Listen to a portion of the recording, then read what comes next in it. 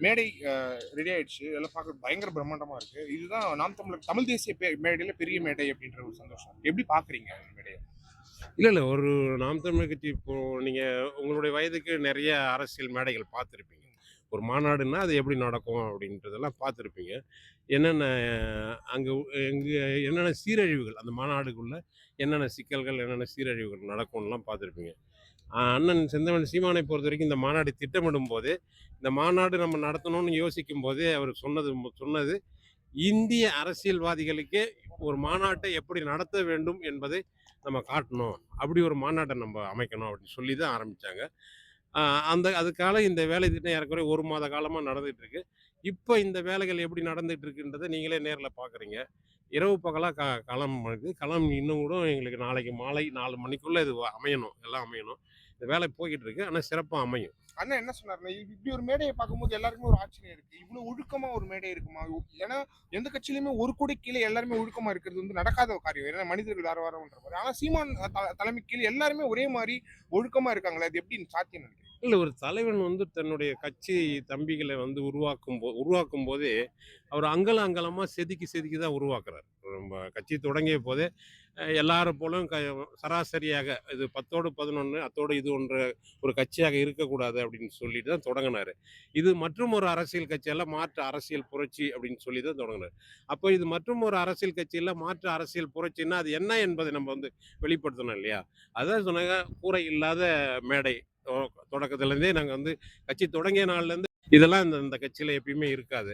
அப்போ ஒரு கட்சிக்குள்ள எப்படி செயல்படணும்? ஒரு ஒரு மக்கள் ராணுவம்னா, அந்த மக்கள் ராணுவம் எப்படி செயல்படணுன்றத ஒரு சொல்லி சொல்லி வளர்க்குறாரு. எல்லா இடங்கள்லயும், எல்லா கூட்டங்கள்லயும் ஒரு தத்துவங்கள், கொள்கைகள் சொல்லியாச்சு.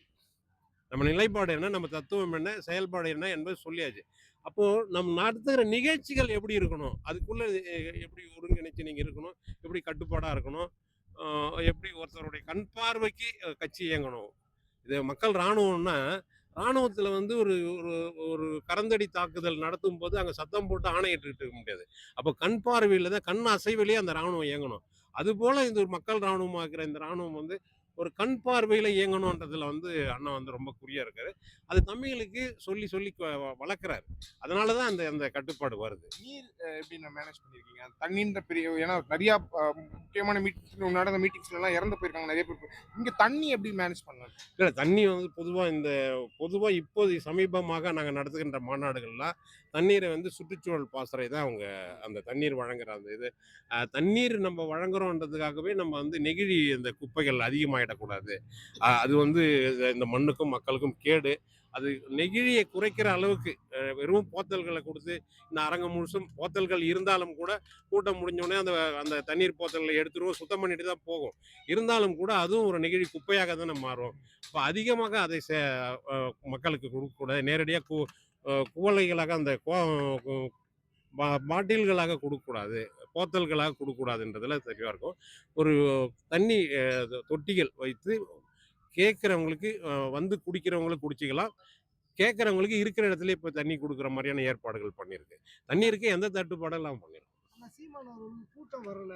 அதனால தான் வந்து எல்லா கட்சியிலேருந்தும் வந்து நீங்க வந்துருங்கன்னு சொல்றாரு. அப்படிங்கிற விமர்சனம் வைக்கிறாங்க. எப்படி நான் பார்க்குறேன்? கூட்டம் வருது, வரலன்றதெல்லாம் நாங்க நாம் தமிழர் கட்சி இன்னைக்கு அரசியல் மேடைகள் பார்த்துங்க. ஒண்ணுமே ஒரு விளம்பரமும் இல்லாத ஒரு தாள் சுவரொட்டி மட்டும் வைத்து, ஒரு கூட்டம் நடக்குது. அங்க சீமான் கலந்துக்கிறார்ன்னு ஒரு அறிவிப்பு மட்டும் வந்தா, தானாக கூட்டம் கூடுற கூட்டம் எது என்பது ஊடகவியலாளராக உங்களுக்கே தெரியும். நாங்க கூட்டத்த கூப்பிட்டு காச குடுத்து கூட்டத்த கூட்டின்னு வந்து, அந்த கூட்டத்துல பேசுறவங்க இல்ல. மேடை ஏறி பேசி அங்க கூட்டம் கூட்டுறவங்க நாங்க. அந்த அளவுல தான் நாங்க சொல்றோம். இது மக்களின் மாநாடு அப்படின்ட்டு அறிவிக்கிறோம். தலைப்பே என்ன குடுத்துக்கிறோம்?